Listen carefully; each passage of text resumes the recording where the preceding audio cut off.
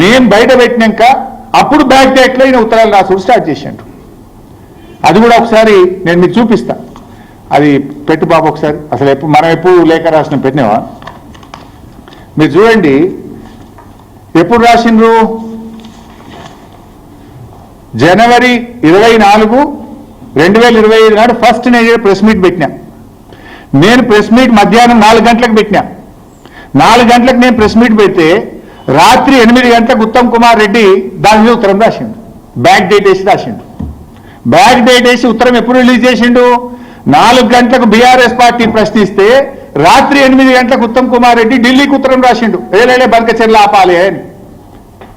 ఎప్పుడు బీఆర్ఎస్ ముళ్ళు గట్టబట్టి పొడిస్తే, బీఆర్ఎస్ ప్రశ్నిస్తే 4 గంటలకు నేను పెడితే 8 గంటలకు బ్యాక్ డేట్ వేసి ఉత్తరం రిలీజ్ చేసిండు. నువ్వు 3 రోజుల కింద ఉత్తరం రాస్తే 3 రోజుల కిందనే రిలీజ్ చేయాలి కదా. 4కి నేను ప్రెస్ పెడితే రాత్రి 8కి నువ్వు రిలీజ్ చేసిన వెంటనే దొరికిపోయినావు, అడ్డంగా దొరికిపోయినావు.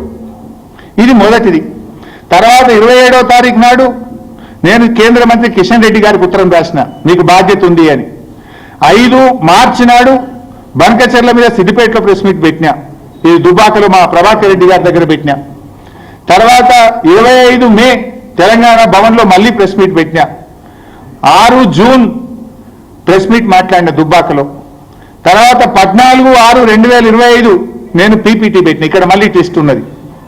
ఇదే మెయిన్ హాల్లో మీరందరూ మీ సాక్షిగా 14 జూన్ 2025 నాడు నేను ఇక్కడ పీపీటీ పెట్టినా. 4 గంటలకు నేను పీపీటీ పెడితే కరెక్ట్గా 5:30కి మళ్ళీ బ్యాక్ డేట్ సూత్రం రిలీజ్ చేశాడు. మీరే సాక్ష్యం. మీ ప్రెస్ రిలీజెస్ చూడండి, కాంగ్రెస్ పార్టీ రిలీజ్ చేసిన ప్రెస్ రిలీజ్ చూడండి.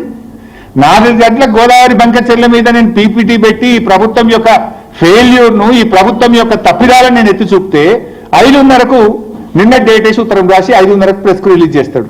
ఇది అంటే మీ మీ మీ నిజాయితీ ఏందో, మీ సిన్సియారిటీ ఏందో ఇంత స్పష్టంగా దొరికిపోయింది. మీరు అసలు గోదావరి బంకచెర్ల మీద పోరాడింది బీఆర్ఎస్.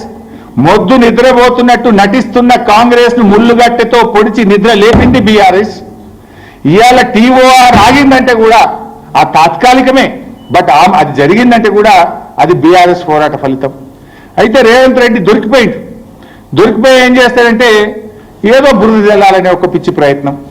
ఏదో బీఆర్ఎస్ఏ చేసింది, బీఆర్ఎస్ హయాంలో కేసీఆర్ గారే చేసిండ్రు అని ఒక చిల్లర ప్రయత్నం. నేను అడుగుతున్నా, ఆనాడు అపెక్స్ కౌన్సిల్ ఈ మీటింగ్లో ఎక్కడన్నా బనకచెర్ల అనే ప్రస్తావన ఉందా? అందులో బనకచెర్ల అనే ముచ్చట ఉన్నదా మిస్టర్ రేవంత్ రెడ్డి? ఇప్పుడు అది కూడా నేను చదివి మళ్ళీ వినిపిస్తా. రేవంత్ రెడ్డి గారు చెప్పింది ఇది అపెక్స్ కమిటీ మీటింగ్. నేను మీడియాకు కూడా ఫుల్ 12 పేజీల లెటర్ కూడా రిలీజ్ చేస్తా, మీరు కూడా చూడండి. అపెక్స్ కౌన్సిల్ మినిట్స్ ఎవరెవరు ఏం మాట్లాడినరు డీటెయిల్డ్గా ఉంది. I will give it to you. అది ఎక్కడ బనకచెర్ల ముచ్చట కూడా లేదు. I will read out. Second paragraph చూడండి. For the existing, ongoing and proposed projects in both the states of Krishna River, more than 1000 TMC of water is required. On the other hand, more than 3000 TMC is going waste into sea every year in Godavari River. Hence, he emphasized that as water is available, it has to be decided how best it can be utilized properly. He stressed the need for developing understanding between the two states by sitting together and amicably settling the issue. సముద్రంలో 3000 టీఎంసీలు కలుస్తున్నాయి. 2 రాష్ట్రాలకు నీళ్ళకి ఇబ్బంది ఉన్నది. 2 రాష్ట్రాలు కూర్చొని ఇద్దరికీ ఆమోదయోగ్యంగా ఎలా వాడుకోవాలో మాట్లాడుకోవాల్సిన అవసరం ఉంది అన్నాడు. ఇలా బనకచెర్ల ముచ్చట ఉందా? ఆంధ్రప్రదేశ్కు రాసిచ్చిన ముచ్చట ఉందా? ఎక్కడైనా ఆంధ్రప్రదేశ్కి ఇచ్చినామని రాసిందా? నువ్వు తీసుకపో అని ముచ్చట ఉందా? ఇలా బనకచెర్ల ముచ్చట ఉందా? ఎందుకు చిల్లర మాట్లాడుతావు మిస్టర్ రేవంత్ రెడ్డి? నువ్వు 18 నెలలైంది ముఖ్యమంత్రి అయి. 18 నెలలై ముఖ్యమంత్రి అయినాక కూడా నీ తీరు మారదా? కనీసం ముఖ్యమంత్రిగా బిహేవ్ చేయలేవా నువ్వు? ఇంకా నువ్వు ముఖ్యమంత్రి అనుకుంటున్నట్టు అనిపిస్తలేదు నాకు. అదే ప్రతిపక్షంలో ఉన్నప్పుడు బురజలుడు, చిల్లర రాజకీయాలు మాట్లాడు, పక్కోని మీద దొక్కుడు, తోసుడు, ఇదేనా ఇక నువ్వు? ఇందులో ఎక్కడన్నా బనకచెర్ల ముచ్చట ఉందా? ఆంధ్రప్రదేశ్కు తీసుకుపోయే ముచ్చట ఉందా? ఆంధ్రప్రదేశ్కి ఇచ్చిన ముచ్చట ఉందా? 2 రాష్ట్రాలకు ఇబ్బంది ఉంది. ఇద్దరికి ఆమోదయోగ్యమైన విధంగా కూర్చొని మాట్లాడుకోవాల్సిన అవసరం ఉంది అన్నాడు. ఆమోదయోగ్యంగా ఆంధ్రప్రదేశ్ ముందుకు రాలేదు, ఒక్క అడుగు మా హయాంలో ముందుకు పడలేదు.